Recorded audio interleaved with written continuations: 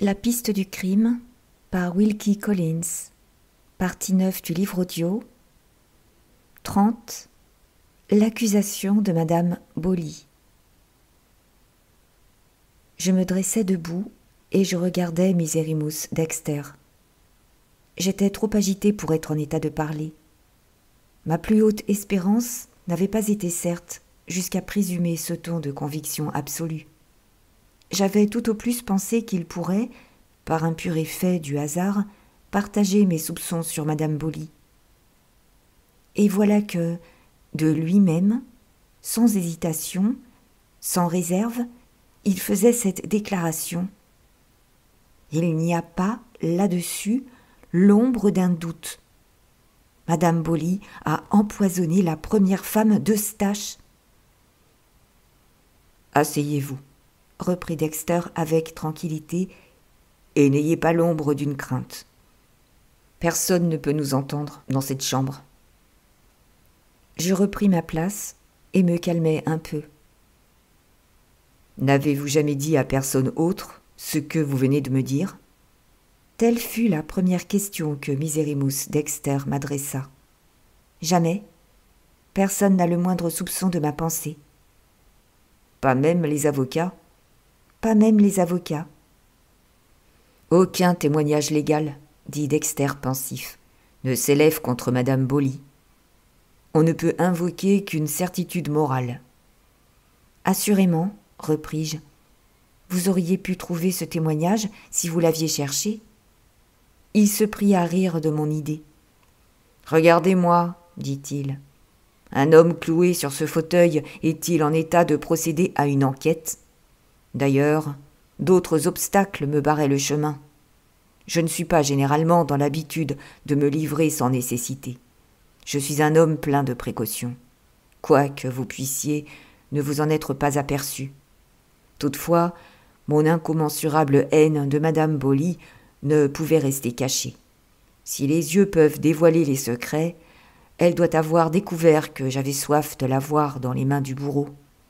Quoi qu'il en soit, elle s'est toujours tenue en garde contre moi. S'il fallait vous décrire toutes ses ruses, toutes les ressources de la langue ne suffiraient pas à la tâche. Prenez les degrés de comparaison pour vous en faire simplement une idée approximative. Je suis positivement rusé. Le diable est comparativement plus rusé. Madame Bolie est superlativement très rusée. Non, non, si elle doit être jamais dévoilée, à cette distance de l'époque où elle a commis son crime, ce ne sera pas par un homme. Ce sera par une femme qui ne lui sera pas suspecte, par une femme qui l'épiera avec la patience d'une tigresse que la faim dévore. « Dites, une femme comme moi ?» m'écriai-je en l'interrompant. « Je suis prête à tenter l'entreprise. » Ses yeux étincelèrent, ses dents se laissèrent voir sous ses moustaches, ses mains battirent la caisse sur les bras de son fauteuil. « Y songez-vous pour tout de bon ?» demanda-t-il. « Mettez-moi en votre lieu et place, répondis-je. Communiquez-moi la certitude morale, comme vous dites, que vous possédez en vous, et vous verrez. »« J'y consens, s'écria-t-il. Dites-moi d'abord une chose. Comment en êtes-vous arrivé, vous qui n'êtes pas du pays, à la soupçonner ?» Je lui exposai, du mieux que je pus, les diverses circonstances suspectes que j'avais recueillies dans les dépositions des témoins appelés devant la cour. J'insistais spécialement sur cette déposition, faite sous la foi du serment par la garde, que Madame Bolie s'était absentée précisément lorsque Christine Ormsay avait laissé Madame Eustache Macallan seule dans sa chambre. « Vous avez remarqué cela ?» s'écria Misérimous Dexter. « Vous êtes une femme admirable. Que faisait-elle dans la matinée du jour où Madame Eustache Macallan est morte empoisonnée ? Et, pendant les sombres heures de la nuit, où était-elle ? Je puis vous dire du moins où elle n'était pas. Elle n'était pas dans sa chambre. »« Elle n'était pas dans sa chambre, répétai-je. Êtes-vous réellement sûr de cela ? » ?»« Je suis sûr de tout ce que je dis, quand je parle de Madame Bolie. Ne l'oubliez pas un instant. Et maintenant, écoutez. C'est un drame, et j'excelle à raconter les drames. Vous en jugerez par vous-même. Date, le 20 octobre. Lieu de la scène, le corridor, appelé le corridor de la chambre d'amis à Gleninch. D'un côté, une rangée de fenêtres donnant sur le jardin. De l'autre côté, les portes de 4 chambres à coucher, avec leur cabinet de toilette. Première chambre, en comptant à partir de l'escalier, occupée par Madame Boly. Seconde chambre, vacante. Troisième chambre, occupée par Miserrimus Dexter. Quatrième chambre, vacante. Voilà pour la scène. Le moment, 11 heures du soir. Dexter, déshabillé dans sa chambre à coucher. Entre Eustache Macallan. Eustache. Mon cher ami, ayez bien soin de ne pas faire de bruit. Ne faites pas rouler votre fauteuil d'un bout à l'autre du corridor cette nuit. Dexter. Pourquoi? Eustache. Madame Boly est allée dîner à Édimbourg avec quelques amis et en est revenue excessivement fatiguée. Elle est montée directement à sa chambre pour se coucher. Dexter, d'un ton ironique. Quelle heure a-t-elle quand elle est excessivement fatiguée? Est-elle toujours aussi belle? Eustache. Je ne sais, je ne l'ai pas vue. Elle a gagné sa chambre sans parler à personne. Dexter, avec une certaine logique. Si elle n'a parlé à personne, comment savez-vous qu'elle est fatiguée? Eustache, tenant un morceau de papier. Pas de folie. J'ai trouvé ce papier sur la table de la salle d'en bas. Rappelez-vous ce que je vous ai dit pour vous recommander le silence. Bonne nuit. Eustache se retire. Dexter regarde le papier et y lit ces lignes tracées au crayon. J'arrive à l'instant. Pardonnez-moi, je vous prie, d'aller me coucher sans vous souhaiter une bonne nuit. J'ai fait un exercice exagéré. Je suis horriblement fatigué. Hélène. Dexter est soupçonneux de sa nature. Dexter suspecte Madame Boly. N'importe pour quelle raison. Ce n'est pas le moment de s'en enquérir maintenant. Dexter s'interroge lui-même. Une femme fatiguée ne se serait pas donné la peine d'écrire ce billet. Elle aurait trouvé beaucoup moins fatigant de frapper à la porte du salon quand elle a passé devant cette porte et de faire ses excuses de vive voix. Je vois là quelque chose de louche. Je passerai la nuit dans mon fauteuil. Dexter s'y dispose. Il ouvre sa porte, roule doucement son fauteuil dans le corridor, ferme les portes des 2 chambres vacantes, en emporte les clés et rentre dans la sienne. Maintenant, se dit-il à lui-même, si j'entends une porte s'ouvrir doucement dans cette partie de la maison, je saurai à coup sûr que c'est la porte de Madame Boly. Là-dessus, il pousse sa propre porte, la laissant entrebâillée aussi peu que possible pour regarder, au besoin, à travers l'embrasure. Puis il éteint sa lampe et attend, les yeux fixés sur l'entrebâillement de la porte, comme un chat attend devant le trou d'une souris. Le corridor est le seul endroit qu'il ait besoin de surveiller, et une lampe y brûle toute la nuit. Minuit sonne, il entend les verrous et les serrures des portes d'en bas se fermer, mais il n'entend rien d'autre chose. Minuit et demi, rien encore. La maison est silencieuse comme un tombeau. 1 heure, 2 heures, même silence. 2 heures et demie. Quelque chose attire enfin l'attention de Dexter. Il entend un bruit près de sa chambre, dans le corridor. C'est le bruit d'une porte qu'on ouvre avec les plus grandes précautions. Cette porte ne peut être que celle de la chambre de Madame Boly, la seule occupée. Dexter se glisse sans faire le moindre bruit, hors de son fauteuil, à l'aide de ses mains, se couche sur le parquet, près de sa porte entrebâillée, et écoute. Il entend la porte se refermer.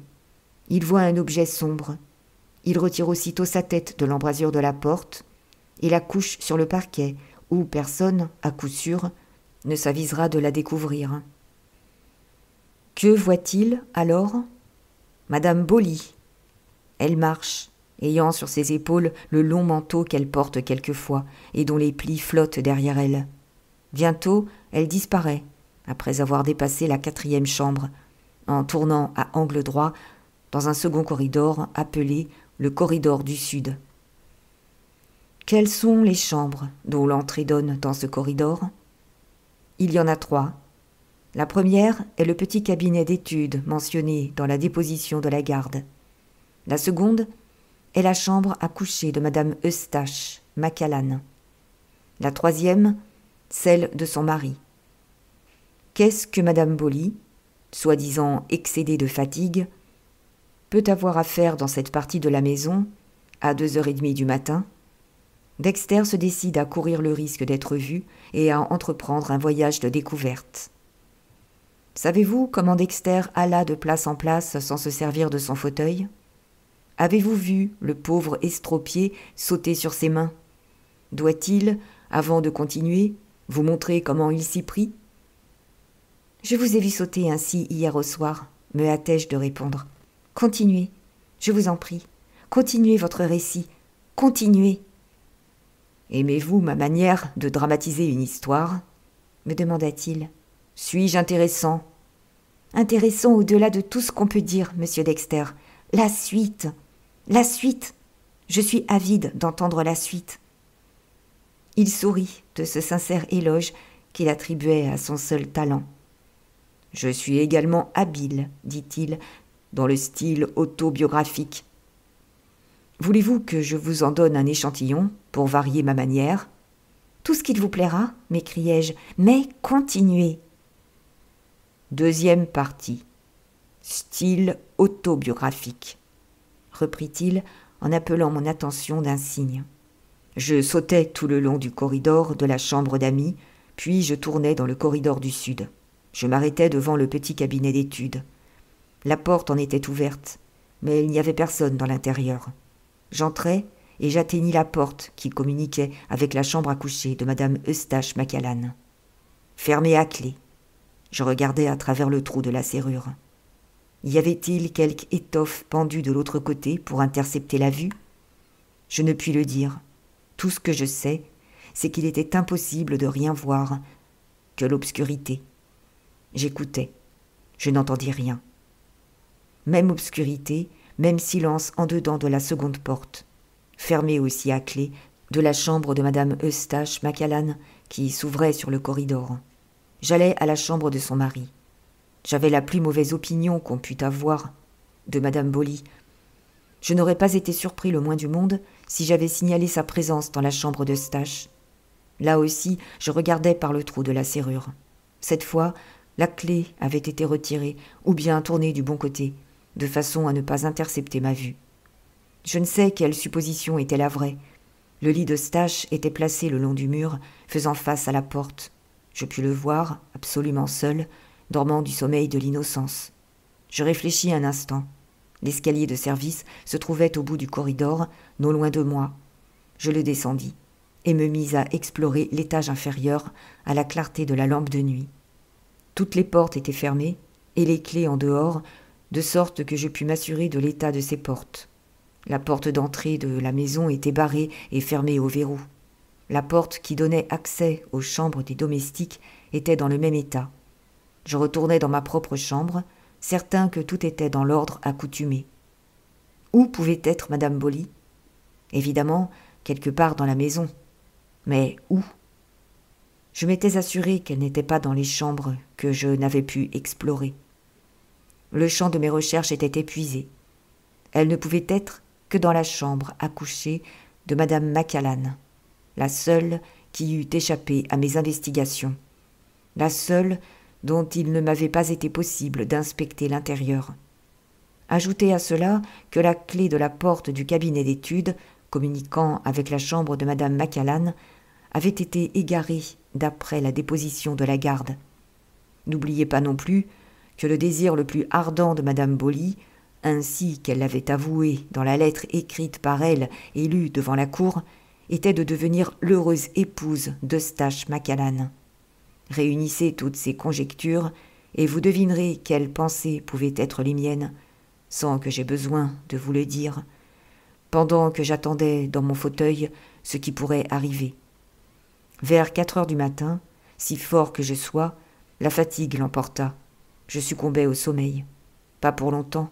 Je me réveillais en sursaut et regardais à ma montre. Il était 4h25. Madame Bolie était-elle revenue pendant mon sommeil? Je me rendis, en sautant sur mes mains, jusqu'à sa porte, et j'écoutais. Pas le moindre bruit. J'ouvris doucement sa porte. La chambre était vide. Je revins dans la mienne pour attendre et épier. C'était un rude effort pour moi de rester éveillé. J'ouvris ma fenêtre, afin de permettre à l'air du matin de me rafraîchir. Je luttais de toutes mes forces contre la nature fatiguée, mais la nature l'emporta. Je succombais de nouveau au sommeil. Cette fois, il était 8 heures quand je me réveillai. J'ai de bonnes oreilles, comme vous avez pu le remarquer.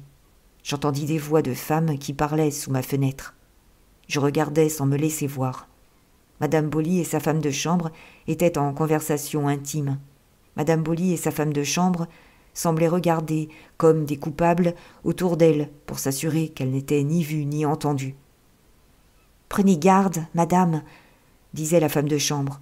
« Cet horrible monstre d'estropié est aussi rusé qu'un renard. Ayez soin qu'il ne vous découvre pas. » Madame Bolie répondit. « Passez la première et regardez devant vous. Je vous suivrai et regarderai derrière moi. » Là-dessus, elles disparurent en tournant le coin de la maison. 5 minutes après, j'entendis la porte de la chambre de Madame Bolie s'ouvrir et se refermer doucement. 3 heures après, la garde la rencontrait dans le corridor, comme elle allait, de l'air le plus innocent du monde, savoir des nouvelles de Madame Eustache Macallan. Que pensez-vous de ces circonstances? Que pensez-vous de Madame Bolie et de sa femme de chambre, qui, ayant quelque chose à se dire, n'osent pas le dire dans la maison, de peur que je ne sois derrière quelque cloison, à portée de les écouter? Que pensez-vous de ces découvertes faites par moi dans la matinée où Madame Eustache Macallan s'est sentie malade, et le jour même où elle est morte de la main d'un empoisonneur? Voyez-vous maintenant le chemin qui vous mène jusqu'à la coupable? Et Misérimous Dexter, le fou, vous a-t-il été de quelque utilité pour arriver à elle? J'étais trop violemment agitée pour lui répondre. Le chemin, pour arriver enfin à la réhabilitation de mon mari, s'ouvrait en effet devant moi. « Où demeure Madame Bolie ?» m'écriai-je. « Et où demeure cette servante qui est dans sa confidence ?» « Je ne puis vous le dire, » répondit Dexter. « Je ne sais pas. »« Mais où pourrais-je m'en informer ?» Il réfléchit un moment. « Il y a un homme qui doit savoir où elle demeure, ou bien qui pourrait s'en informer pour vous. »« Qui est-ce ? Son nom ?»« C'est un ami d'Eustache, le major Fitz-David. »« Je le connais. Je dois dîner chez lui la semaine prochaine.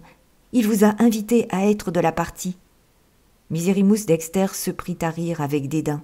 « Le major Fitz-David, dit-il, aime à obliger les dames. Les dames peuvent le traiter comme une espèce de vieux chien de manchon. Je ne dîne pas avec de tels hommes. » J'ai répondu par un refus. « Mais vous, allez au dîner. Lui ou quelqu'une de ses favorites peut vous être utile. Quels sont ses convives? Vous les a-t-il fait connaître? » Je sais qu'il y aura une Française, dont j'ai oublié le nom, et Lady Clarinda. Bravo, cette dame est une amie de Madame Bolie. Elle sait assurément où Madame Bolie demeure.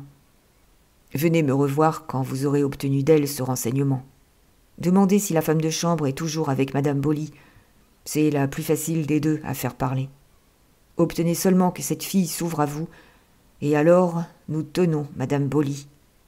Et nous l'écraserons, s'écria-t-il en abaissant sa main avec la rapidité d'un éclair sur la dernière mouche de la saison qui rampait languissamment sur le bras de son fauteuil.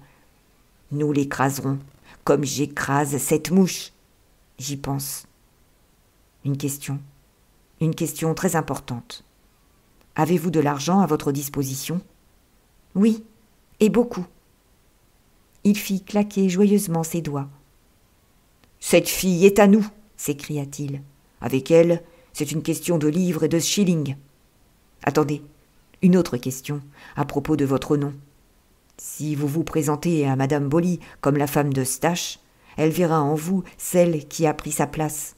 Vous trouverez subitement en elle, songez-y bien, votre plus mortel ennemi. La jalousie que je nourrissais contre Madame Bolie et qui avait couvé dans mon cœur pendant tout notre entretien fit explosion à ces mots. Est-ce que vraiment mon mari avait jamais aimé cette femme ? Parlez-moi en toute franchise, dis-je, avec impétuosité. Eustache a-t-il donc réellement... Il éclata d'un rire moqueur. Il avait deviné ma jalousie avant que ma question fût sur mes lèvres. Oui, dit-il. Oui, Eustache l'a réellement aimée. Ne vous y trompez pas. Elle avait tout lieu de croire, avant le procès, que la mort de la femme d'Eustache la mettrait en son lieu et place. Mais le jugement a fait d'Eustache un autre homme. Madame Boly avait été témoin de ce qu'il appelle sa dégradation. C'en fut assez pour l'empêcher de l'épouser. Il rompit avec elle tout d'un coup, et pour toujours. Par la même raison qu'il a toujours poussé à se séparer de vous. L'existence avec une femme informée du jugement qu'il avait atteint comme meurtrier de sa femme était un supplice qu'il n'avait pas le courage d'envisager en face. Vous avez voulu que je vous dise la vérité. La voilà. Il faut de la prudence avec Madame Boly. Vous ne devez pas en être jalouse. Entendez-vous avec le major, quand vous vous rencontrerez à sa table avec Lady Clarinda, pour lui être présenté sous un nom d'emprunt. J'irai au dîner, sous le nom que mon mari a pris en m'épousant, sous le nom de Madame Woodville. C'est cela, s'écria Dexter. Ah, que ne donnerais-je pas pour être là quand Lady Clarinda vous présentera à Madame Boly. Quelle situation! D'un côté, une femme qui cache, dans les plus profonds replis de son cœur, un horrible secret. De l'autre, une seconde femme qui médite de faire apparaître ce secret au grand jour, par tous les moyens, bons ou mauvais, qu'elle pourra employer. Quelle lutte, quelle péripétie! J'en ai de la fièvre. Je vois l'avenir. Je vois Madame Borgia Boly tomber, éperdue, sur les 2 genoux. Ah, voilà que mon cerveau recommence à bouillonner dans ma tête. N'ayez aucune crainte, mais il faut que j'aie recours à quelque violent exercice physique. Il faut que je laisse échapper la vapeur, ou elle fera tout à coup explosion. Sa folie intermittente s'empara encore une fois de lui. Je m'approchai de la porte pour assurer au besoin ma retraite. Puis je me hasardai à regarder. Il s'élança d'une course furieuse dans son fauteuil qui semblait voler comme un ouragan vers l'extrémité opposée de la chambre. Mais cet exercice n'était pas encore assez violent dans l'état où se trouvaient ses esprits. En un clin d'œil, il se précipita sur le parquet et se dressa sur ses mains, semblable à une monstrueuse grenouille. Puis, sautelant à travers la chambre, il renversa, l'un après l'autre, tous les fauteuils légers près desquels il passait. Arrivé à l'autre extrémité, il se retourna, contempla les fauteuils, bouleversés, s'encouragea en poussant un cri de triomphe et sauta rapidement par-dessus chacun d'eux avec le seul secours de ses mains. Son corps privé de jambes, tantôt se rejetait en arrière par un mouvement des épaules, tantôt se redressait en avant pour rétablir l'équilibre. « C'est le saut de mouton de Dexter !» s'écria-t-il joyeusement en se penchant avec la légèreté d'un oiseau sur le dernier des fauteuils renversés. « Je suis joliment leste, hein, Madame Valéria, malgré mon infirmité. Et maintenant, buvons un autre verre de Bourgogne à la pendaison de Madame Boly. » Je saisis désespérément la première excuse qui me vint à l'esprit. « Vous oubliez, dis-je, qu'il faut que je coure chez le major. Si je ne l'avertis pas à temps, il peut parler de moi à Lady Clarinda en me donnant le nom qu'il ne faut pas qu'il me donne. » Dans sa fièvre, il entra aussitôt dans ma pensée. « Oui, oui, de l'action, du mouvement, de la hâte !» s'écria-t-il. Il donna un vigoureux coup de sifflet. « Ariel, dit-il, va vous aller chercher une voiture. Et alors, au galop, chez le major. Tendez sans retard le filet où doit tomber Madame Boly. Ah, le beau jour! Ah, quel soulagement de me sentir délivré de mon effroyable secret et d'en partager le fardeau avec vous. Ma joie m'enivre.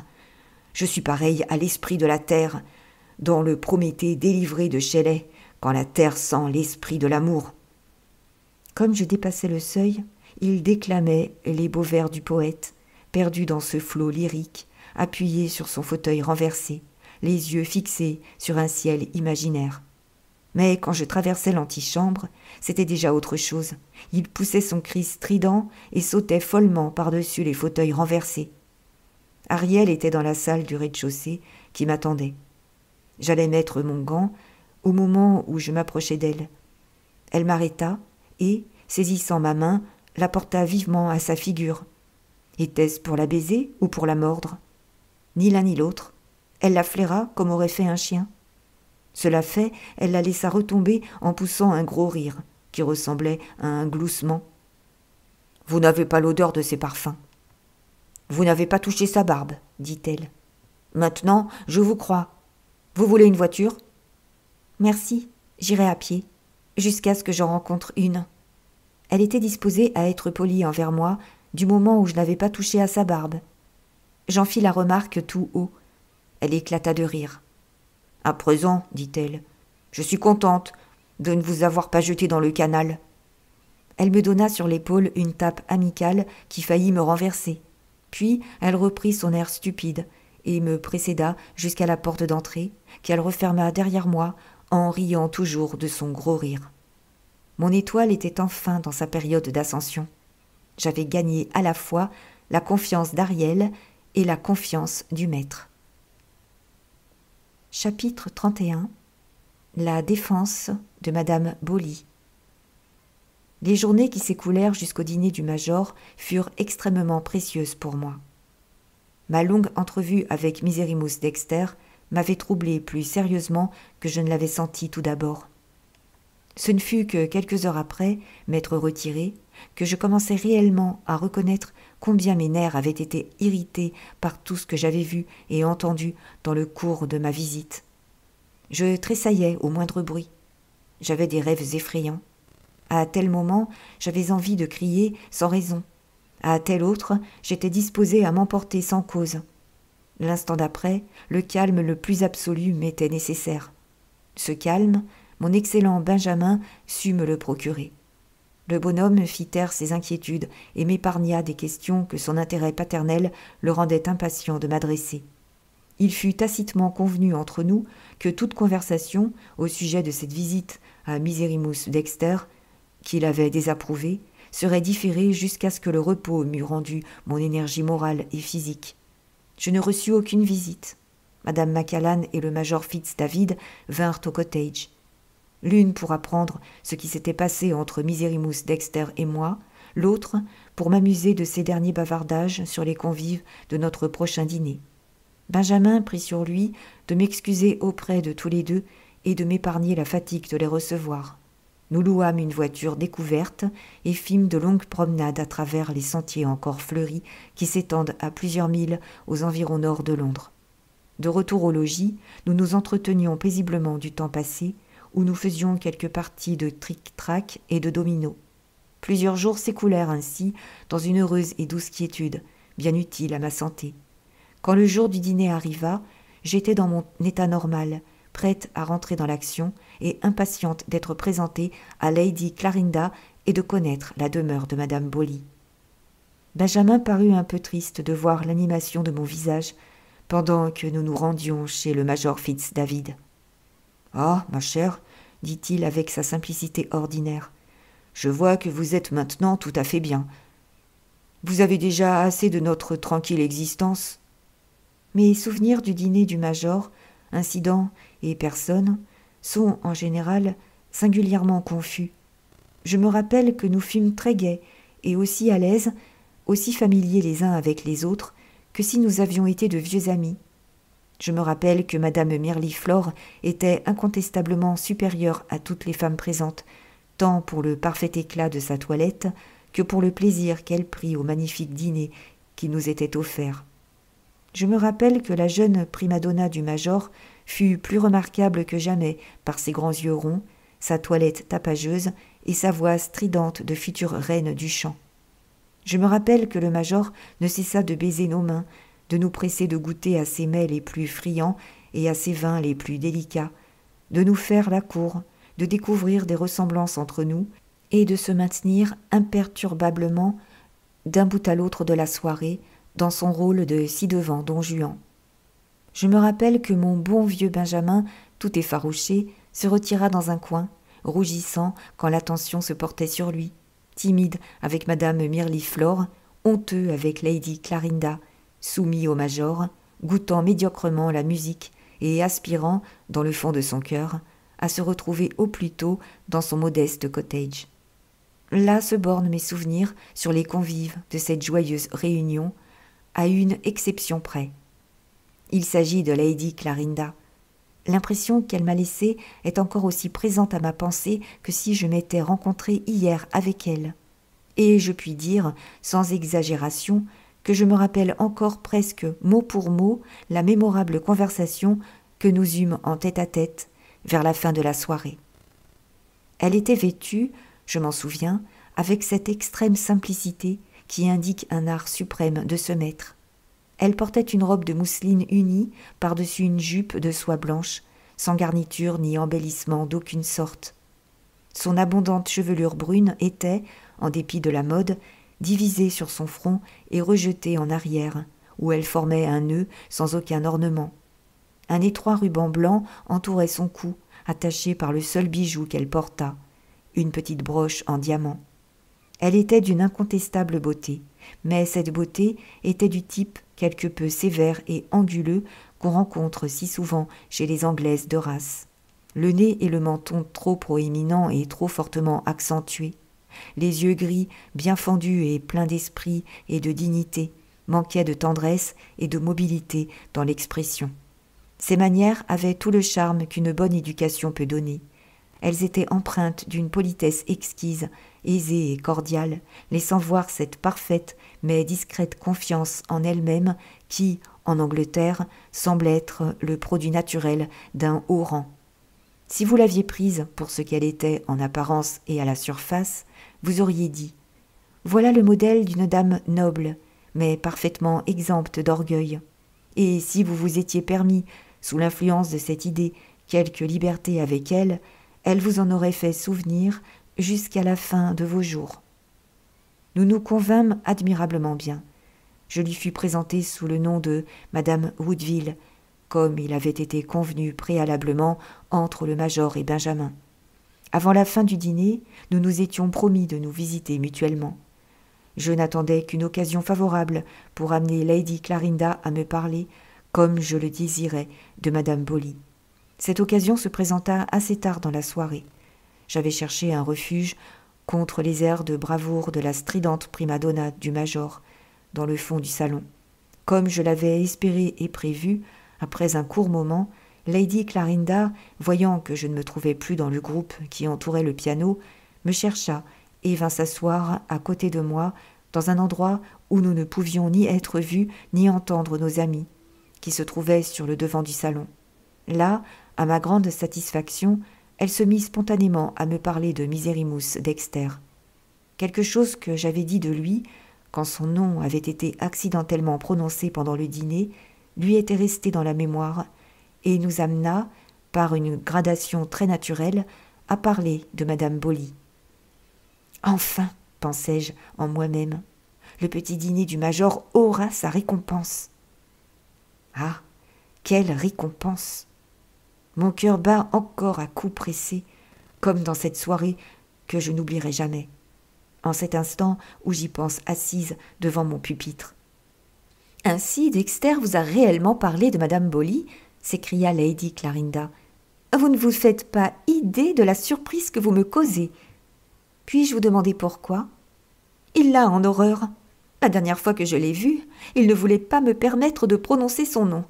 C'est une de ces innombrables bizarreries. Si un sentiment ressemblant à la sympathie pouvait entrer dans un cœur comme le sien, il devrait aimer Hélène Bowley. Elle est la personne la plus complètement naturelle que je connaisse. Quand elle est partie, la pauvre chère amie, elle a dit et fait des choses qui étaient de nature à toucher Dexter lui-même. Je serais bien surprise si vous ne vous preniez pas à l'aimer. Vous avez eu la bonté, madame, de me permettre de vous faire visite. Peut-être pourrais-je la rencontrer chez vous ? Lady Clarinda se mit à rire, en secouant négativement la tête. « J'espère bien, dit-elle, que vous n'attendrez pas cette possibilité. La dernière lubie d'Hélène était de s'imaginer qu'elle avait la goutte. Elle est partie. Partie pour je ne sais quel bain merveilleux de Hongrie ou de Bohême, je ne sais plus. Où ira-t-elle ? Que fera-t-elle ensuite ? Il m'est absolument impossible de le dire. Chère Madame Woodville, la chaleur n'est-elle pas trop grande pour vous? Vous êtes toute pâle. » Je sentais que je devais être pâle, en effet. La nouvelle que Madame Bowley avait quitté l'Angleterre était un coup auquel je n'étais pas préparée, et qui tout d'abord m'anéantissait.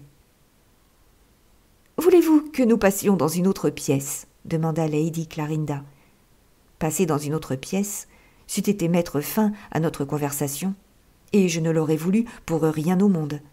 Il n'était pas impossible que la femme de chambre de Madame Bowley eût quitté son service ou fût restée, elle, en Angleterre. Je n'avais pas à désespérer du résultat de mon enquête, tant que je ne m'étais pas informée de ce qu'était devenue cette fille. J'éloignai un peu ma chaise du feu, et je pris un écran à main sur la table qui était près de moi. Il pouvait cacher mon visage, si quelque nouvelle déception m'attendait. « Vous êtes trop bonne, madame, » dis-je à Lady Clarinda. « Je ne souffre pas. Seulement, j'étais un peu trop près du feu. Je serai très bien ici. Quant à Madame Bowley, vous me surprenez.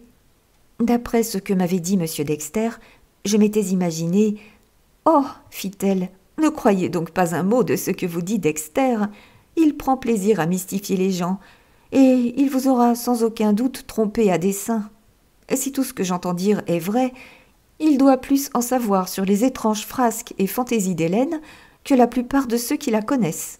Il l'a prise sur le fait, dans une de ses aventures qu'elle a eues en Écosse, et qui me rappelle cette histoire d'un des plus charmants opéras d'Auber. Comment s'appelle-t-il? Ah, j'oublierai bientôt jusqu'à mon nom. Vous savez, l'opéra où deux nonnes s'échappent de leur couvent pour aller au bal. Écoutez, oh, c'est bizarre. Justement, cette Dondon chante en ce moment l'air des castagnettes du second acte. Major, s'il vous plaît, quel est donc l'opéra dont votre jeune personne chante un air? Le major fut scandalisé de l'interruption. Il accourut vers nous, du fond du salon, en faisant tout bas « Chut, chut, ma chère Lady Clarinda, le domino noir !» Et il regagna à la hâte sa place près du piano. « C'est ça !» dit Lady Clarinda. « Quelle étourdie je suis ! Mais, ma chère, il est singulier que vous ne vous en soyez pas souvenu non plus. » Je m'en étais parfaitement souvenu, mais je ne me serais pas avisée d'interrompre Lady Clarinda. Si, comme je le croyais, l'aventure à laquelle elle pensait avait quelque rapport avec les mystérieuses allures de Madame Bowley, dans la matinée du 21 octobre, j'étais sur le point de découvrir le secret dont la recherche était désormais le seul but de ma vie.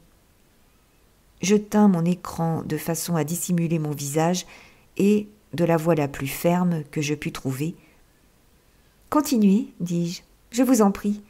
Qu'est-ce que c'est donc que cette aventure ?» Lady Clarinda parut flattée de mon empressement à entendre son récit. « J'espère, dit-elle, que mon histoire sera digne de l'intérêt que vous avez la bonté d'y prendre. Et si vous connaissiez Hélène, vous l'y retrouveriez tout entière. Cette histoire, je la tiens, vous le devinez peut-être, de sa femme de chambre. Hélène, en partant pour la Hongrie, a pris pour la servir une femme qui parle plusieurs langues et m'a laissé sa femme de chambre. Un vrai trésor. Je serais enchantée de la garder toujours à mon service. Elle n'a qu'un défaut, son nom, que je déteste. Elle s'appelle Phébé. Bref, Phébé et sa maîtresse étaient dans un domaine situé près d'Édimbourg et appelé, je crois, Gleninch. Ce domaine appartenait à Macallan, qui a passé depuis devant les assises. Vous vous rappelez bien sûr cela, sous l'accusation d'avoir empoisonné sa femme. Mauvaise affaire. Mais tranquillisez-vous, mon histoire n'a aucun rapport avec le crime. Elle ne concerne qu'Hélène Bowley. Un soir, pendant son séjour à Gleninch, Hélène fut engagée à dîner avec quelques amis d'Angleterre qui étaient venus visiter Édimbourg. La même nuit avait lieu, aussi à Édimbourg, un bal masqué, donné par... j'ai oublié le nom de la personne. Ce bal était un événement presque sans précédent en Écosse, et on en parlait à Édimbourg d'une manière assez peu favorable. Toutes les variétés du monde qui s'amusent s'y étaient donné rendez-vous. Des femmes d'une vertu douteuse, des gentlemen placés sur la limite extrême de la société, et ainsi du reste. Les amis d'Hélène étaient parvenus à se procurer des cartes et, en dépit des objections, s'y rendirent dans le plus strict incognito, se fiant à leurs masques et à leurs dominos. Hélène elle-même fut entraînée par eux. Elle y mit pour seule condition qu'elle laisserait ignorer son escapade à Gleninch, M. Macallan étant l'un des plus rigides désapprobateurs de ce bal. Pas une femme respectable, disait-il, ne pouvait se montrer dans une telle réunion sans y risquer sa réputation. Hélène, dans un accès de caprice, imagina un moyen d'aller à ce bal sans être découverte. Ingénieux moyen de comédie d'intrigue. Elle se rendit au dîner dans la voiture de Gleninch, après avoir eu soin d'envoyer Phébé à Édimbourg avant elle. Ce n'était pas un grand dîner, mais une petite réunion d'amis où il n'y avait pas une seule toilette de soirée. Quand arriva l'heure de retourner à Gleninch, que pensez-vous que fit Hélène ? Elle renvoya sa femme de chambre dans sa voiture, au lieu d'y prendre place elle-même. Phébé portait le manteau, le chapeau, le voile de sa maîtresse. Il lui fut recommandé de monter directement à la chambre d'Hélène, dès qu'elle serait arrivée au château, après avoir laissé, en passant, sur la table de la salle du rez-de-chaussée, un billet, écrit naturellement par Hélène, dans lequel elle s'excusait sur sa fatigue d'être allée se coucher sans souhaiter le bonsoir à son hôte. La maîtresse et la femme de chambre demeuraient au même étage, et les domestiques du château ne pouvaient naturellement découvrir la supercherie. Phébé arriva sans encombre jusqu'à la chambre de sa maîtresse. Là, ses instructions lui recommandaient d'attendre tranquillement l'heure où le silence régnerait dans le château pour le reste de la nuit, et alors de gagner sans bruit sa propre chambre. En attendant ce moment, la jeune fille s'endormit. Elle ne se réveilla qu'à 2 heures du matin. Elle sortit sur la pointe du pied de la chambre de sa maîtresse et enferma derrière elle la porte. Au moment où elle arrivait au bout du corridor, elle crut entendre un léger bruit. Elle attendit, à l'étage supérieur, qu'elle pût continuer sa retraite sans crainte d'être surprise. Puis elle regarda par-dessus la rampe. C'était Dexter qui s'en allait, sautant sur ses mains. L'avez-vous jamais vu se livrer à cet exercice ? C'est le plus grotesque et le plus horrible spectacle que vous puissiez imaginer. C'était donc Dexter, sautant de place en place, regardant à travers les trous de serrure, cherchant à savoir sans nul doute quelle était la personne qui sortait ainsi de sa chambre à 2 heures du matin. Évidemment, il prit Phébé pour Hélène, d'autant plus que la suivante avait oublié de quitter le manteau de sa maîtresse. Il faisait grand jour lorsque Hélène revint à Édimbourg dans une voiture de place, avec un manteau et un chapeau empruntés à ses amis. Elle laissa la voiture sur la route et rentra dans la maison par la porte du jardin, sans être aperçue par Dexter ni par personne autre. N'était-ce pas un tour habile et hardi, et comme je vous le disais, une nouvelle édition du domino noir ? Vous serez peut-être étonné, comme je le fus, que Dexter n'ait rien dit de ce qu'il avait vu dans sa promenade nocturne. Il en aurait parlé, sans nul doute, mais il en fut empêché par le terrible événement qui survint dans la maison, durant cette même matinée. Ma chère Madame Woodville, la chaleur de ce salon est certainement trop forte pour vous. Prenez mon flacon. Permettez que j'ouvre la fenêtre. Je ne pus que répondre « Pas un mot de cela, je vous prie. Permettez que je reste au grand air. » Je sortis, sans qu'on s'en aperçût, sur le perron et m'assis pour me remettre sur les marches où personne ne pouvait me voir. Au bout d'un moment, je sentis une main se poser doucement sur mon épaule et je vis le bon Benjamin qui me regardait tristement. Lady Clarinda avait eu l'obligeance de l'avertir de mon malaise et l'avait aidé à quitter sans bruit le salon, tandis que l'attention du major était encore absorbée par la musique. « Ma chère enfant, » me dit Benjamin à voix basse, « qu'est-ce qui vous est donc arrivé ?»« Ramenez-moi au cottage, et vous le saurez. » Ce fut tout ce qu'il me fut possible de répondre. 32. Un échantillon de ma sagesse. La scène doit changer quand je me déplace.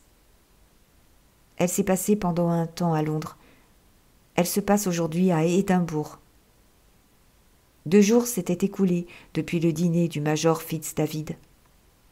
Je me retrouvais en état de respirer librement après l'entière destruction de mes plans d'avenir et des espérances que j'avais fondées sur leur succès. J'avais eu 3 fois tort. Tort en soupçonnant à la hâte une femme innocente. Tort, en communiquant à un autre mes soupçons, avant d'avoir au préalable essayé de vérifier s'ils étaient fondés. Tort, enfin, en acceptant les hypothèses et les conclusions hasardées de Miserrimus Dexter comme autant d'indubitables vérités. J'étais si honteuse de ma folie, quand je songeais au passé, si absolument découragée, si fortement ébranlée dans ma confiance en moi, en songeant à l'avenir, qu'une fois dans cette voie, j'acceptais tout avis raisonnable qui m'était offert. « Ma chère, » me dit le bon vieux Benjamin en revenant de notre dîner et après avoir causé à fond de mon désappointement.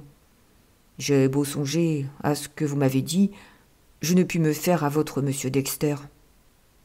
Promettez-moi de ne pas retourner chez lui sans avoir préalablement consulté quelques personnes plus à même que moi de vous guider dans cette tâche périlleuse. » Je lui en fis la promesse à une condition. « Si je ne puis réussir à trouver cette personne, lui dis-je, voudrez-vous m'assister ?» Benjamin promit de m'aider de tout son cœur. Le lendemain matin, en me peignant, je songeais à mes affaires et me rappelais une résolution oubliée que j'avais prise alors que, pour la première fois, je lisais le procès de mon mari. Je veux parler de la résolution, au cas où Miserrimus Dexter viendrait à me manquer, de m'adresser à l'un des deux agents ou sollicitors, comme vous voudrez les appeler, qui avaient préparé la défense d'Eustache, entre autres M. Playmore. Ce gentleman, on doit se le rappeler, s'était spécialement recommandé à ma confiance par son amicale intervention lorsque les officiers du shérif recherchaient les papiers de mon mari. En me reportant à la déposition d'Isaïe Schoolcraft, je trouvais que M. Playmore avait été appelé pour assister et conseiller Eustache par Miserrimus Dexter. Ce n'était donc pas seulement un ami sur lequel je pouvais compter, mais un ami qui était aussi personnellement lié avec Miserrimus Dexter. Pouvait-il y avoir un homme à qui s'adresser qui fût plus à même que lui de m'éclairer dans les ténèbres qui m'enveloppaient ? Benjamin, à qui je posais cette question, convint que j'avais fait en cette circonstance un très bon choix et me vint tout de suite en aide. Il découvrit, par l'intermédiaire de son homme de loi, l'adresse des agents de M. Playmore à Londres, et il obtint de ces agents une lettre d'introduction pour moi auprès de M. Playmore lui-même. Je n'avais rien à cacher à mon nouveau conseil, et je fus désignée dans la lettre comme la seconde femme d'Eustache Macallan. Dès le même soir, nous nous mîmes en route, Benjamin ne voulant pas me laisser voyager seul par le convoi de nuit pour Édimbourg. J'avais préalablement écrit dans la journée à Miserrimus Dexter. Je lui disais simplement que j'étais obligée, d'une façon inattendue, à quitter Londres pour quelques jours, et qu'à mon retour, j'irais lui faire connaître le résultat de mon entrevue avec Lady Clarinda. La réponse caractéristique que voici fut rapportée au cottage par Ariel. « Madame Valeria, je suis homme de perception rapide, et je puis lire, entre les lignes de votre lettre, ce qui n'y est pas écrit. Lady Clarinda a ébranlé votre confiance en moi. C'est bien. Je m'engage à ébranler votre confiance en Lady Clarinda. Du reste, je ne vous en veux pas. J'attends avec calme l'honneur et le bonheur de votre visite.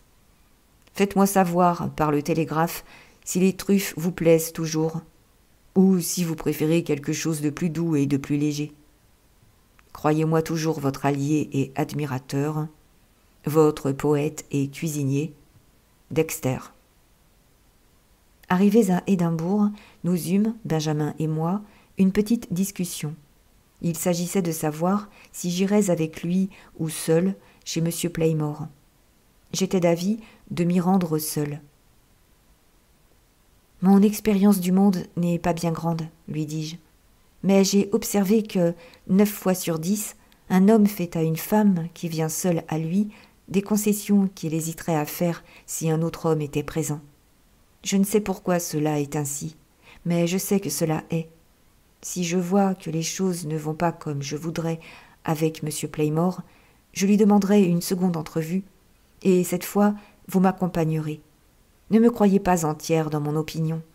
Laissez-moi risquer seul cet essai, et nous verrons ce qui en arrivera. » Benjamin se rendit à mes raisons, avec sa déférence ordinaire. J'envoyai ma lettre d'introduction au cabinet de M. Playmore, dont l'habitation particulière était dans le voisinage de Gleninch. Mon messager me rapporta une réponse polie, m'invitant à le venir voir dans l'après-midi. À l'heure fixée, je sonnais à sa porte. 33. Un échantillon de ma folie. L'inconcevable soumission des Écossais à la tyrannie de leur Église officielle a eu cette conséquence forcée qu'on se méprend sur leur caractère national.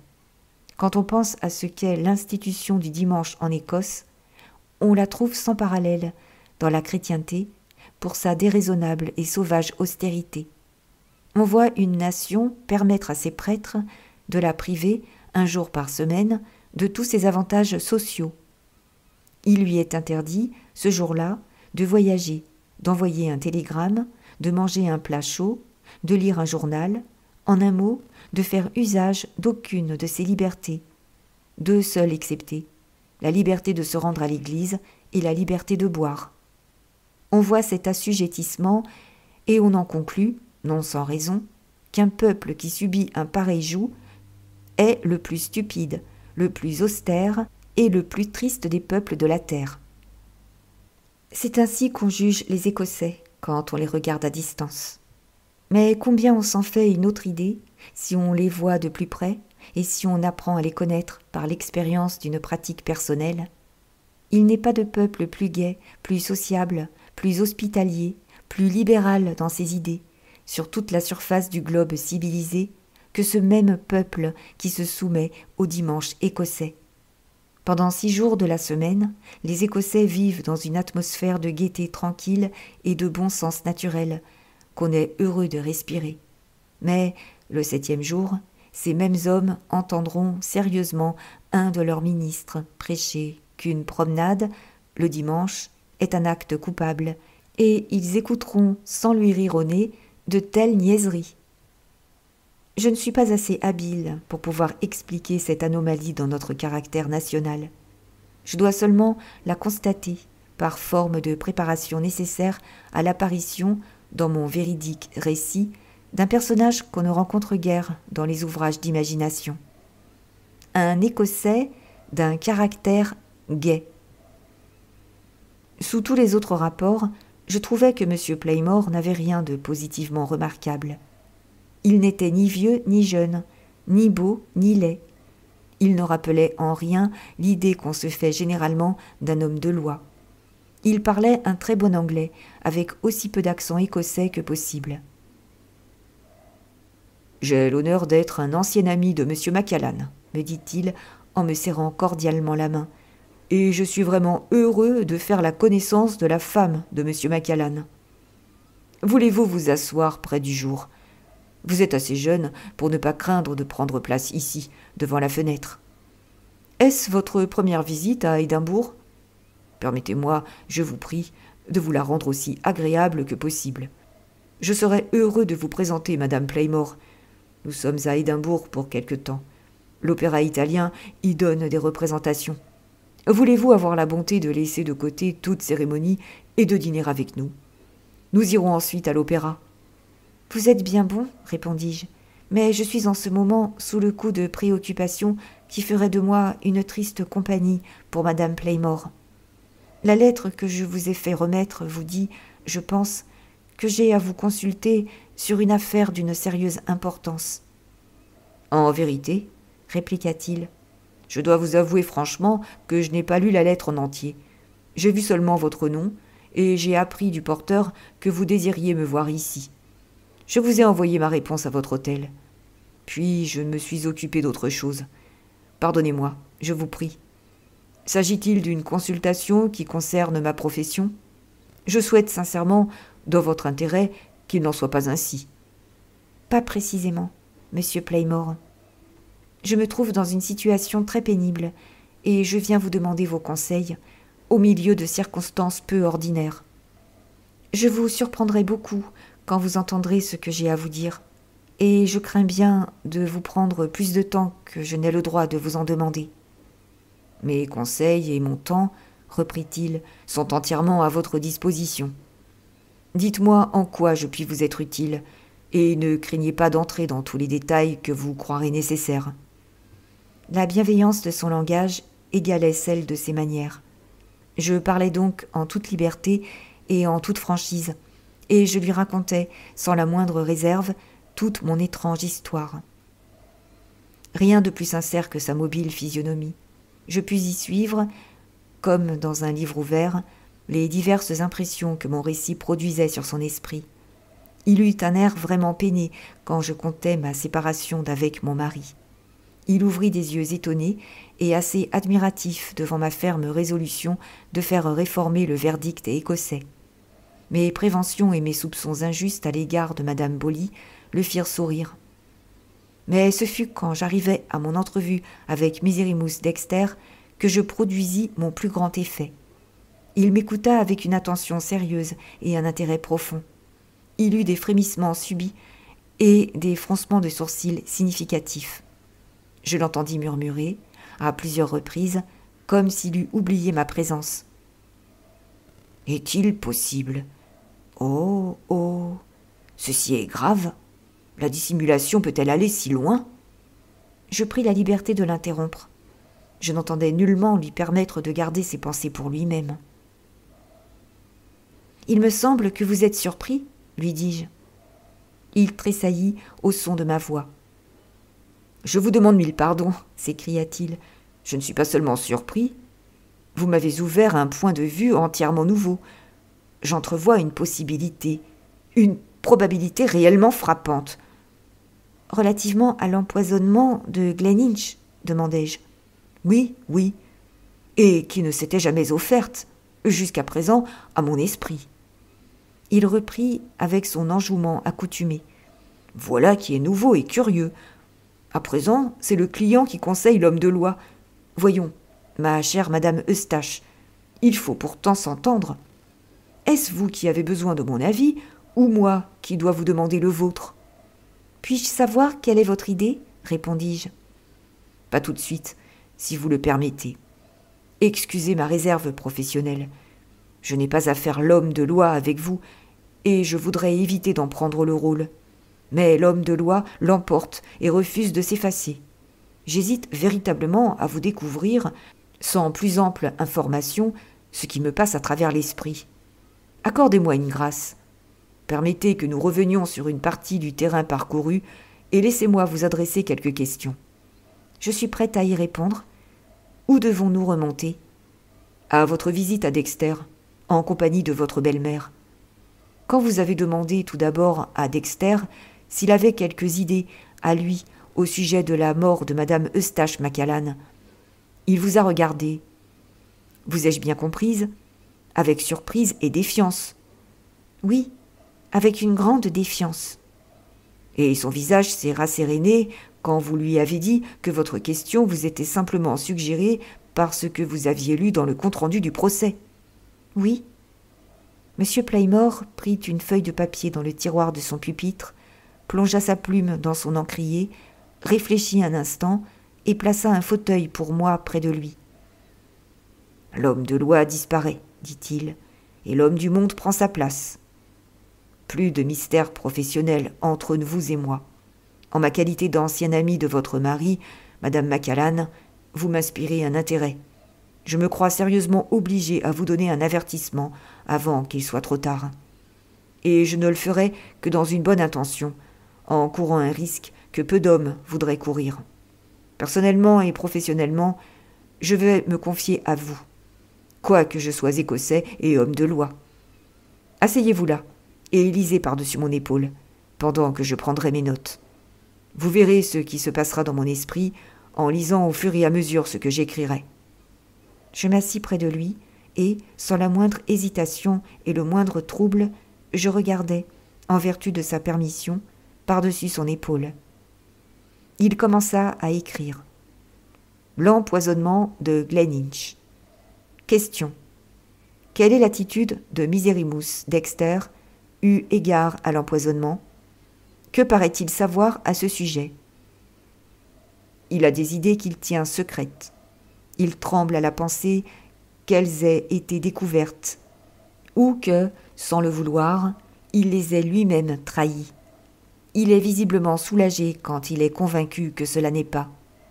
La plume s'arrêta, et M. Playmore, relevant la tête, me dit « Venons maintenant à la visite que vous avez faite seul à Dexter, et à la façon dont il a reçu vos premières ouvertures relatives au verdict écossais. » Je répétais cette partie de mon récit, et M. Playmore, la résumant et la commentant à mesure, écrivait pendant que je parlais. Une personne intéressée dans l'affaire déclare à Dexter qu'elle refuse d'accepter comme définitif le verdict écossais et qu'elle se propose de rouvrir l'enquête. Que fait Dexter devant cette perspective ? Il manifeste tous les symptômes d'une extrême terreur. Il se regarde lui-même comme en danger. Il devient fou dans un moment et, dans le moment suivant, il se montre humble comme un esclave. Il veut savoir ce que la personne qui le jette dans ce trouble entend véritablement dire en parlant ainsi. Il demande, en pâlissant, si c'est qu'elle soupçonne quelqu'un d'avoir commis le crime. Parenthèse. Une petite somme d'argent disparaît dans une maison. Les domestiques sont tous appelés et informés du détournement. Que penser en particulier du domestique qui le premier s'écrie « Est-ce qu'on me soupçonnerait ?» M. Playmore déposa de nouveau sa plume en me regardant. « Ai-je raison ?» me demanda-t-il. Je commençais à comprendre, en frémissant, où il voulait en venir. « Je vous en prie, dis-je, expliquez-moi. » Il leva le doigt et m'arrêta. « Pas encore, reprit-il. Je vous demande seulement. Ai-je raison jusqu'ici ? Parfaitement raison. Bien. Maintenant, continuez. Achevez votre récit, votre témoignage.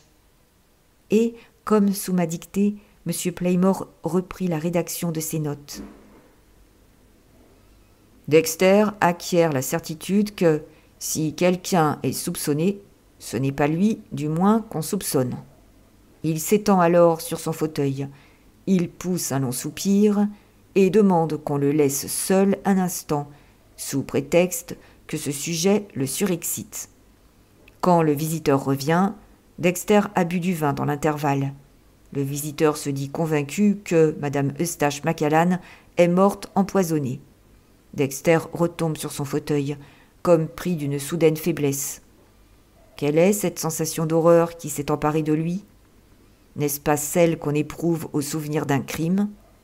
Comment expliquer autrement cette défaillance ? Et cette défaillance, comment en sort-il ? Il passe d'un extrême à l'autre. Rien n'égale sa joie quand il découvre que les soupçons du visiteur se portent uniquement sur une personne absente. Alors, mais alors seulement, il parle, il s'empresse, il s'explique. Il déclare hautement que, tout d'abord, ses soupçons à lui se sont fixés et arrêtés sur la même personne que soupçonne le visiteur. Tels sont les faits. À quelle conclusion nous amène-t-il ? M. Playmore s'arrêta. Nous redressâmes la tête ensemble et nous nous regardâmes en silence. Il était très ému. J'étais toute tremblante. « Je vous comprends, monsieur Playmore, dis-je, avec impétuosité. Vous pensez que Miserrimus Dexter... » Son doigt m'arrêta d'un signe. « Qu'est-ce que Dexter vous a dit quand il a été assez bon pour confirmer vos soupçons sur Madame Bolly ?»« Il m'a dit, il n'y a pas pour moi de doute. Madame Bolly a empoisonné Madame Eustache Macallan. » Eh bien, moi, je répète, avec une légère variante, il n'y a pas pour moi de doute. Miserrimus Dexter a empoisonné Madame Eustache Macallan. Monsieur Playmore, vous ne railleriez pas sur un sujet pareil ? Je n'ai jamais parlé plus sérieusement. Votre brusque visite à Dexter et votre imprudence inouïe à le prendre pour confident ont jeté plus de lumière sur cette affaire ténébreuse que toutes les enquêtes, tous les témoignages et tous les interrogatoires. Une femme qui ne voit que sa passion et qui, contre toute raison et tout bon sens, ne suit que son idée fixe, a fait plus que tous les avocats et tous les magistrats. Cela n'est absolument pas croyable, et cependant cela est vrai. « Non, non, ce n'est pas possible !» m'écriai-je. « Qu'est-ce qui n'est pas possible ?» demanda-t-il froidement. « Que Dexter ait empoisonné la première femme de mon mari. »« Et pourquoi cela est-il impossible, s'il vous plaît ?» Je commençais à me révolter contre les suppositions de M. Playmore, qui, avec la réflexion, me paraissaient bien précipitées. « Voyons, repris-je, rappelez-vous donc, dans leur ensemble, toutes les circonstances de mon entretien avec Dexter. Je vous ai dit de quelle façon il parlait de Madame Eustache Macallan. C'était dans les termes d'un respect et d'une adoration que toute femme serait fière d'inspirer. Il vit dans la pensée de la morte. S'il m'a reçu amicalement, c'est grâce à quelques traits de ressemblance qu'il s'est imaginé découvrir entre mon visage et le sien. J'ai vu, oui, j'ai vu des larmes couler de ses yeux. J'ai entendu sa voix défaillir quand il m'a parlé d'elle. Il peut être le plus faux des hommes en toute autre chose, mais il était sincère dans ce qu'il a dit d'elle. Il ne m'a pas abusé là-dessus. Non, non, il y a des signes auxquels une femme ne se trompe jamais quand un homme lui parle de ce qui lui tient réellement au cœur. Ces signes, je les ai surpris. Je suis fâchée d'opposer mon opinion à la vôtre, monsieur Playmore, mais je ne puis, en vérité, m'en empêcher. Et pardonnez-moi, je ne puis m'empêcher de vous le dire avec cette vivacité. M. Playmore sembla plutôt satisfait qu'offensé de la façon hardie dont je m'exprimais.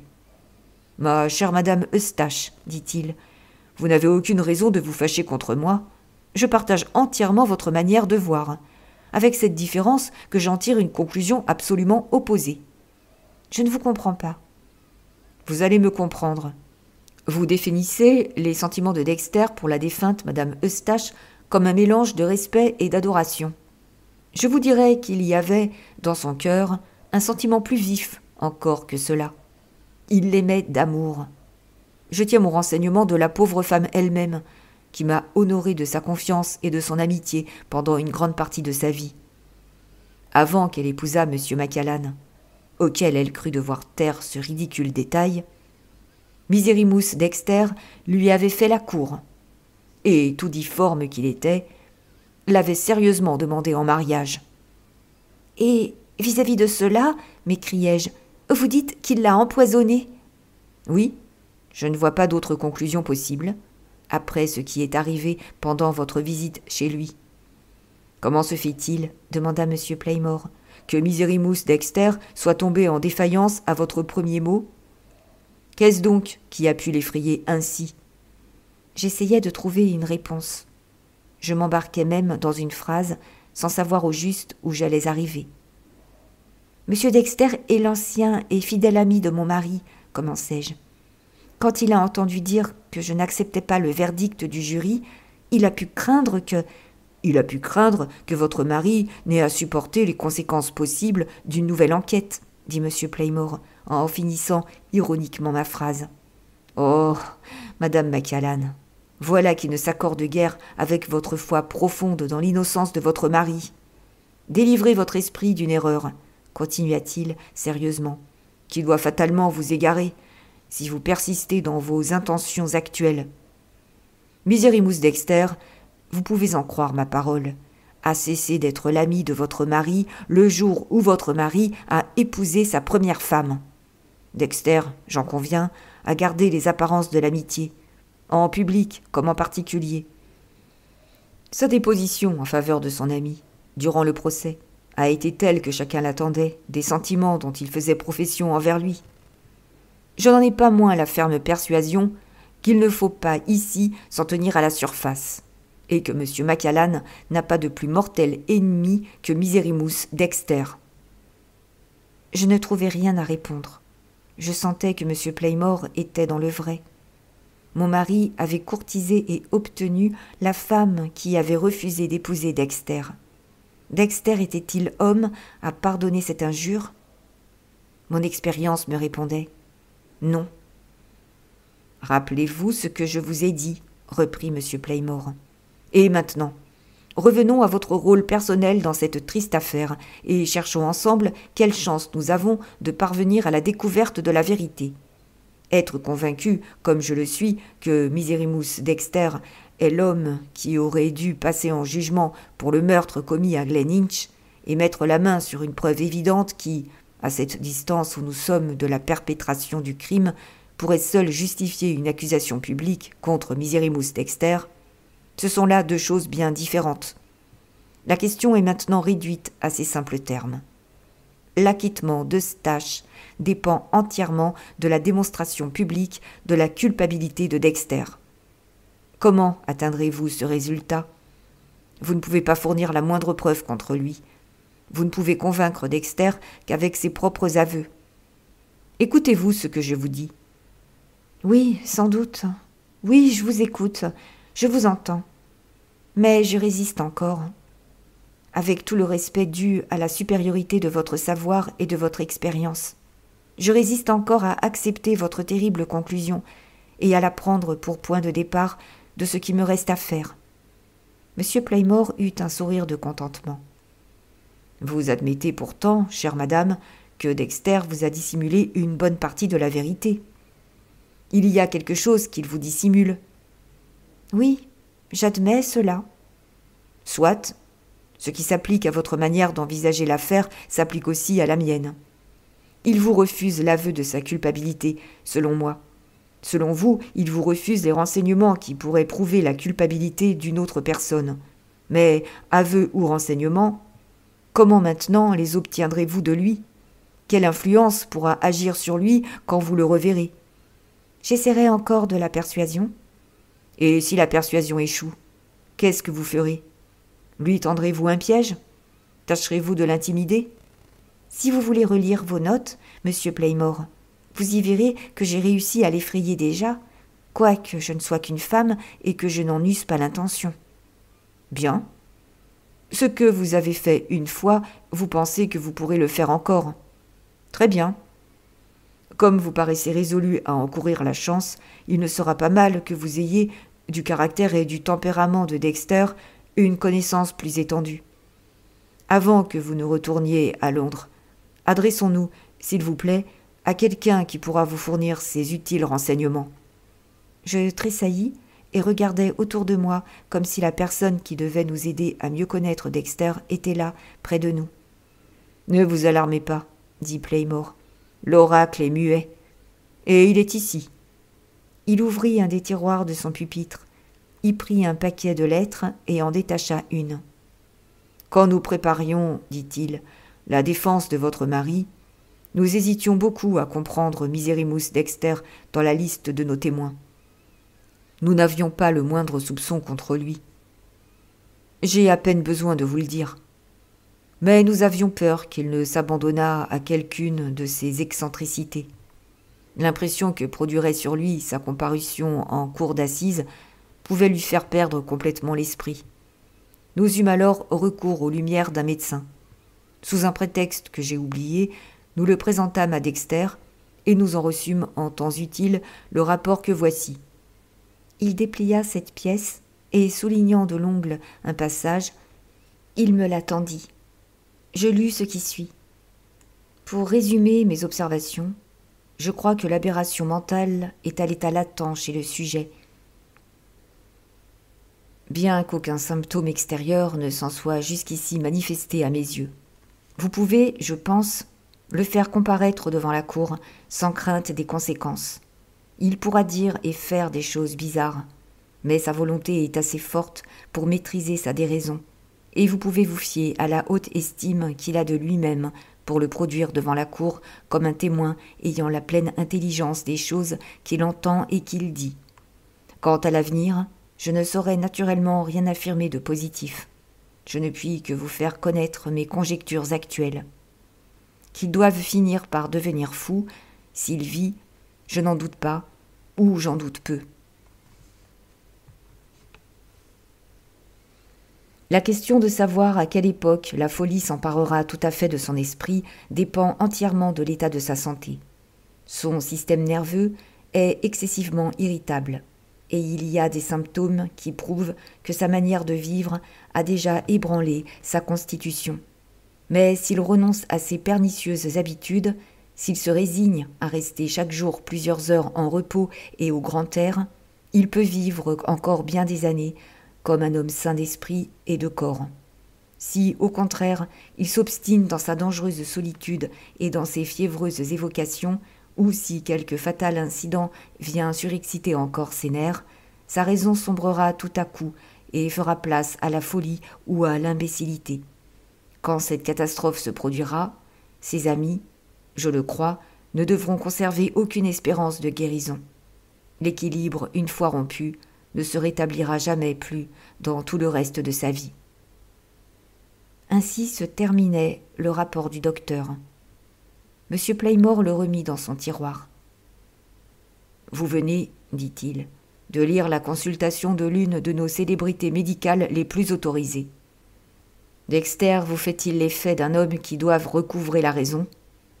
Ne voyez-vous ni danger ni obstacle de votre côté ?» Mon silence lui répondit. « Retournerez-vous chez Dexter ?» continua-t-il. « Et supposez-vous que le docteur exagère le péril en pareil cas? Que ferez-vous? La dernière fois que vous l'avez vu, vous avez eu l'immense avantage de le prendre par surprise. Il a laissé voir sa peur, sa joie, tous ses sentiments éveillés en sursaut et surexcités. Pouvez-vous le prendre encore par surprise? Non. Désormais, il s'attend à vous revoir. Il sera sur la défensive. En admettant qu'il ne vous arrive rien de pis, vous aurez à lutter contre sa ruse. Êtes-vous de force à l'emporter dans ce combat? Vous qui l'aurez déjà réussi à tromper, sans les éclaircissements décisifs de Lady Clarinda au sujet de Madame Bolly? Que répondre à cela? J'essayais cependant de me défendre encore. « Il m'a dit la vérité, répliquai-je, en ce sens qu'il avait vu réellement ce qu'il me disait avoir vu dans le corridor à Gleninch. »« Il vous a dit la vérité, parce qu'il était assez fin pour voir que la vérité l'aiderait à accroître vos soupçons. Vous ne croyez réellement pas que ces soupçons, il les partage? » »« Pourquoi non? Il était aussi ignorant de ce que Madame Bolly avait réellement fait durant cette nuit que je l'étais moi-même, avant d'avoir rencontré Lady Clarinda. Reste à savoir s'il ne sera pas aussi étonné que je l'ai été quand je lui répéterai ce que Lady Clarinda m'a appris. » Cette vigoureuse réponse produisit un effet que je n'attendais pas. À ma grande surprise, M. Playmore coupa court à la discussion. Il sembla désespéré de me convaincre, et il l'avoua indirectement dans sa réplique. « Allons, fit-il.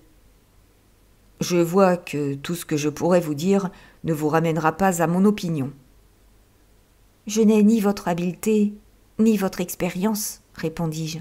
J'en suis fâchée, mais je ne puis penser comme vous. »« Vous êtes donc absolument déterminé à revoir Miserrimus Dexter. »« Je m'y suis engagée. »« Réfléchissez encore. Vous m'avez fait l'honneur de me venir demander mon avis.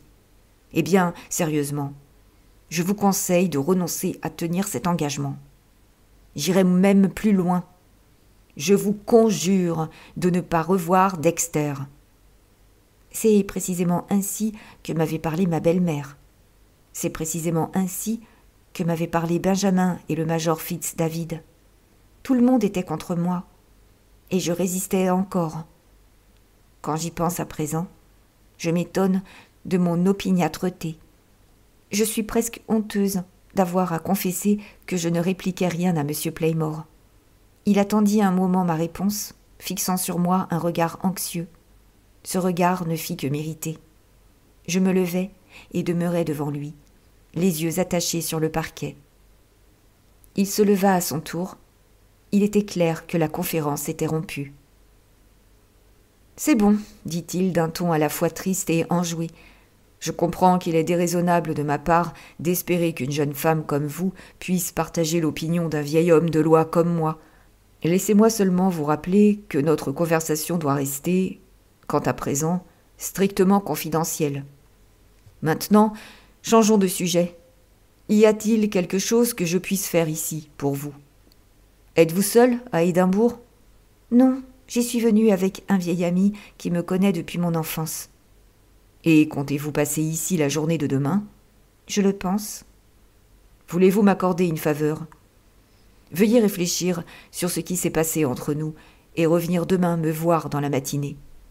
Très volontiers, monsieur Playmore, si c'est seulement pour venir vous remercier de votre bonté. Là-dessus, nous nous séparâmes. Il soupira. Le joyeux jurisconsulte soupira, en m'ouvrant la porte. Les femmes sont d'étranges créatures. Ce soupir me fit plus d'impression que tous ses arguments.